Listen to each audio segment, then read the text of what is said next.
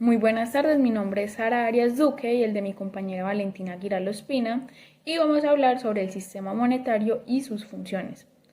Vamos a comenzar por entender qué es el valor. El valor se puede entender como una cualidad, una virtud o un talento que cumplen las cosas cuando llegan a dar una utilidad. De esta manera logran satisfacer ciertas necesidades de los usuarios. El valor se lo dan las personas que tanto signifique o deseen ellos tener un bien o un servicio. Sin embargo, para adquirirlos, las personas tienen que estar dispuestas a pagar cierta cantidad de dinero. Ahora vamos a hablar sobre la teoría del valor. Entonces, la teoría del valor intenta explicar cómo se le da el valor a un bien o a un servicio. Esto en función de distintas variables, tales como la escasez, el coste de producción, entre otros. Los principales autores que hablaron sobre la teoría del valor fueron, primero, Adam Smith. Adam Smith argumentaba que el valor de un bien a largo plazo se determinaba por los factores de producción, que son tierra, trabajo, capital y tecnología. Sin embargo, él decía que a corto plazo el valor, reflejado en el precio, subiría o bajaría dependiendo de la demanda. Si la demanda aumentaba, el valor subía y si la demanda bajaba, el valor disminuía. Entonces, el otro autor que hablaba acerca de la teoría del valor era David Ricardo. David Ricardo decía que el valor de un bien o un servicio dependía del esfuerzo laboral que era necesario para poder producir. Entonces, decía también sobre la disponibilidad que existía del producto. Entonces, entre más escaso un producto, más caro era. Otro autor que hablaba sobre la teoría del valor era Karl Marx. Entonces, según el marxismo, el valor de un bien o de un servicio dependía del trabajo socialmente necesario para producirlo. O sea, que se calculaba según el tiempo más o menos en promedio que las compañías se demoraban en producirlo. Ahora, había otra teoría del valor que era la teoría del valor subjetivo. Esta argumentaba que el valor de un producto depende de la utilidad que las personas le den. O sea, el valor se determina por la importancia que el comprador le dé. Esa teoría la decía Karl Menger. Ahora, la teoría del valor de los costos de producción. Esta teoría decía que el valor de un producto se determinaba por el valor que se tomaba producirlo. Entonces, esta teoría fue planteada por John Stuart Mill. Ahora, hay dos tipos de valores. Primero, el valor de uso, el que se dice que es el aprovechamiento que tendrá el producto durante su vida útil, es decir, la satisfacción que tendrá el comprador a lo largo del tiempo que lo va a usar y desgastará por completo. Entonces, cuando eso sucede, el comprador simplemente lo reemplazará por uno nuevo. Sin embargo, a la hora de darle valor a las cosas será subjetivo, ya que depende de quién sea el comprador de las cosas. Por ejemplo, si le regalan un juguete a un niño de 4 años, tendrá muchísimo más valor que si le regalan el mismo juguete a un joven de 17 años. Bueno, ahora el valor de cambio. Entonces, según Adam Smith, el precio es el precio en el mercado de un bien o un servicio. Este precio de mercado se mide por medio de los recursos usados para llegar al bien o al servicio final. Ahora, relación entre el concepto de dinero y de valor. El dinero en sí es todo activo que se acepta por las personas como un medio de pago o de cobro. Entonces, según esto, somos las personas quienes le damos el valor al dinero, a los billetes, a los activos y a las cosas que consideremos que pueden servir como medio de pago. Entonces, los agentes de la economía fueron quienes en su momento le dieron valor a los billetes, al oro y a cada cosa que fuera intercambiable. De acuerdo con lo anterior, ahora es importante hablar sobre el Banco de la República de Colombia. En el año 1880 se creó el Banco Nacional para que actuara como banquero y promoviera el crédito público. La función del banquero era prestar al gobierno los servicios de consignación de fondos públicos o de tesorería, crédito, colaboración en la contratación de créditos internos y externos, la administración de los títulos de deuda pública y también era el encargado de la emisión de billetes. Pero en 1894 este fue liquidado por el Congreso, ya que había excesos en la capacidad de emisión. Luego fue creado el Banco Central de Colombia, el cual funcionó entre 1905 y 1909, pero también fue liquidado por las mismas razones del anterior. En 1923, mediante la Ley 25 de 1923, se creó el Banco de la República como Banco Central Colombiano. Se organizó como una sociedad anónima con un capital de 10 millones de oro. La mitad la aportó el gobierno y la otra mitad fue aportada por los bancos nacionales, extranjeros y algunos particulares. Este banco tenía como función de forma exclusiva el poder emitir la moneda legal en Colombia. Se le autorizó para actuar como prestamista en última instancia, administrar las reservas internacionales, actuar como banquero del gobierno y fue encargado por la misma ley de ejercer las funciones de regulación y control monetario bajo estrictos parámetros financieros. Se le encomendó además fijar las tasas de descuento y la intervención para controlar la tasa de interés. El principal objetivo del banco es contribuir al bienestar de los colombianos mediante la preservación del poder adquisitivo de la moneda, el apoyo al crecimiento económico sostenido, al aporte a la estabilidad financiera, el buen funcionamiento de los sistemas de pago y adecuada gestión cultural. Ahora, ¿cómo está conformado el Banco de la República? En primera instancia está la Junta Directiva. La Junta Directiva está conformada por 7 personas. Cada persona tiene un voto. Primero se encuentra el ministro de Hacienda y Crédito Público. Luego hay 5 personas de dedicación exclusiva que son elegidas por el presidente de la República. Luego está el gerente general del banco, el cual es elegido por las otras 6 personas. Los miembros de dedicación exclusiva y el gerente general tienen periodos fijos de 4 años, pero son prorrogables 2 veces, o sea que pueden estar en el cargo hasta 12 años. 2 de los 5 elegidos por el presidente de dedicación exclusiva son reemplazados por el presidente cada 4 años, una vez transcurrida la mitad del periodo presidencial. En segunda instancia se encuentra el Consejo de Administración. La Junta Directiva le delega algunas funciones, principalmente aquellas que están relacionadas con las políticas de administración y operaciones del banco.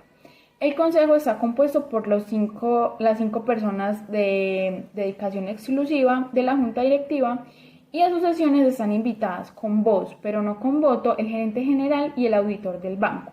El Consejo de Administración puede invitar a otros funcionarios del banco. A esas personas solo se les invita para tratar asuntos específicos. Para poder sesionar, deliberar y decidir, el Consejo de Administración debe contar con la asistencia de por lo menos 3 personas de sus miembros. Las decisiones solo podrán tomarse con el voto favorable de mínimo 3 personas. Ahora, ¿qué hacen los miembros de la Junta Directiva? La Junta Directiva es la autoridad monetaria, cambiaria y crediticia del país, y sus miembros representan exclusivamente los intereses de la nación, ya que es una entidad independiente. La Constitución le asignó al Banco de la República el objetivo de velar por que se mantuviera el poder adquisitivo de la moneda. Para ello, la Junta Directiva ejerce diversas funciones previstas en la Constitución y las leyes. Adicionalmente, los miembros de dedicación exclusiva de la Junta, reunidos en el Consejo de Administración, constituyen el máximo órgano administrativo del banco y tienen a su cargo la adopción de políticas de administración y la correcta ejecución de las funciones de esta entidad, de acuerdo con la ley y los estatutos. ¿Por qué es tan importante para la economía colombiana el Banco de la República? La importancia del Banco Central de la República para la economía colombiana radica en la independencia y autonomía que ejerce en el manejo de la política monetaria del país, por mandato constitucional, y con ella vigilar o implementar las estrategias económicas para que el peso colombiano, que es el que manejamos, no pierda poder adquisitivo. Esa misma autonomía es la que le da la autoridad de establecer sus propias reglas dentro de los ámbitos políticos, social y económico, con el fin de tomar las respectivas decisiones que beneficien a todos los colombianos como un todo, sin obedecer a intereses particulares de un grupo reducido de la población, guardando siempre una armonía con la política general que tiene impuesta el gobierno. El desempeño de sus funciones, como actuar como Banco del Estado, controlar la emisión de la moneda colombiana, recibir consignaciones y otorgar préstamos a los bancos comerciales y al gobierno mismo, manejar la política monetaria, es decir, controlar la inflación de la moneda y la financiera del país y efectuar las transferencias de divisas con los demás países del mundo, entre otras funciones, son independientes y las decisiones para el control de la política monetaria son tomadas de acuerdo a los criterios técnicos y fundamentados por parte de los integrantes del banco, quienes favorecen a todos los colombianos y no a quienes integran el gobierno.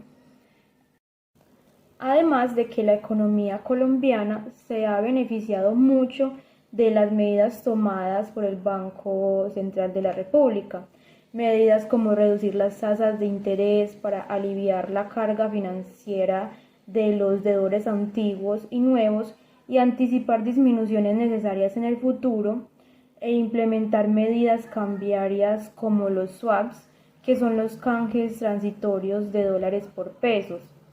Esto permite ofrecer liquidez en dólares, entendiendo que la liquidez es la capacidad de un activo de convertirse en dinero o medio de cambio en el corto plazo. Por último, hablaremos sobre el dinero y la transición histórica del mismo, a partir del capítulo 4, titulado El sistema monetario, del libro Macroeconomía de Gregory Mankiw. Para un economista, el dinero es la cantidad de activos que las personas poseen que pueden utilizarse fácilmente para realizar transacciones. En concreto, los pesos colombianos constituyen la cantidad de dinero en Colombia. Sus funciones radican en el ahorro para poder tener poder adquisitivo en un futuro, en tener una unidad de cuenta para medir las transacciones económicas que se hacen y en un medio de cambio utilizado para la compra de bienes y servicios. El dinero surge a partir de la necesidad de darle valor a los bienes y servicios y el intercambio de los mismos. Lo primero que surgió para obtener cosas que las personas querían y no tenían fue el trueque. Sin embargo, otorgar un valor a los bienes requería un acuerdo entre los interesados para que el cambio fuera equitativo, lo cual era bastante complicado en ese tiempo. Para dar respuesta a lo anterior, se implementaron los intercambios de bienes y servicios por oro, plata o bronce. Las personas estaban dispuestas a aceptar un dinero mercancía como el oro para el intercambio de bienes y servicios, en el que el comprador mide la cantidad correcta de oro en una balanza, y si el vendedor estaba de acuerdo con el peso y la pureza del mismo, se realizaba el intercambio. El problema radicaba en que no todos los comerciantes tenían una balanza y llevaba tiempo verificar su pureza y la cantidad correcta del mismo. Así que se ideó la moneda, elaborada con oro, y era un medio más fácil y cómodo para intercambiar productos, además de que su valor era reconocido por todos. Sin embargo, también eran pesadas para transportarlas y se temía que fueran robadas, lo que hizo que se implementaran los billetes de papel como un recibo a cambio de intercambiar objetos, los cuales eran respaldados con la existencia de oros en bancos, conocidos como las reservas internacionales, y esos certificados o recibos se utilizaban para canjear el oro. Las transacciones eran más fáciles de realizar y poco a poco todas las personas fueron aceptando este nuevo sistema de dinero fiduciario, el que más tarde dejaría de estar respaldado en oro. Pero ¿cómo así que dinero fiduciario? El dinero actualmente es fiduciario, es decir, que no tiene un valor intrínseco que podemos percibir a simple vista o que es inherente, pues no está respaldado por metales preciosos como el oro, ni nada que sea una promesa de pago por parte de las entidades que lo emiten, ya que se establece como dinero por decreto y aún así todas las personas han aceptado, creído y confiado en este tipo de dinero que ya tiene un valor y lo utilizan como medio de cambio. Otros elementos que no tienen valor intrínseco, para entender un poco de esto de lo fiduciario, son los cheques, los pagarés y demás documentos legales, los cuales son utilizados para realizar transacciones sin necesidad de transportar moneda real. No tienen valor intrínseco porque su valor real no se percibe a simple vista o es inherente a los mismos, sino que el sistema monetario y todas las personas le han dado un reconocimiento y una confianza a esos elementos como medio de pago para facilitar el intercambio de bienes y servicios. Por el contrario, un elemento que tenga valor intrínseco son las acciones. ¿Por qué? Las acciones representan lo que en realidad vale la empresa. Esto se puede determinar dividiendo el patrimonio líquido de la misma, es decir, los activos o bienes o derechos que posee la empresa que generen rentabilidad, menos los pasivos o las deudas u obligaciones que tenga con terceros, como por ejemplo con proveedores, para su producción por el número de acciones en circulación. Y ya con esto damos por terminado el video acerca del sistema monetario.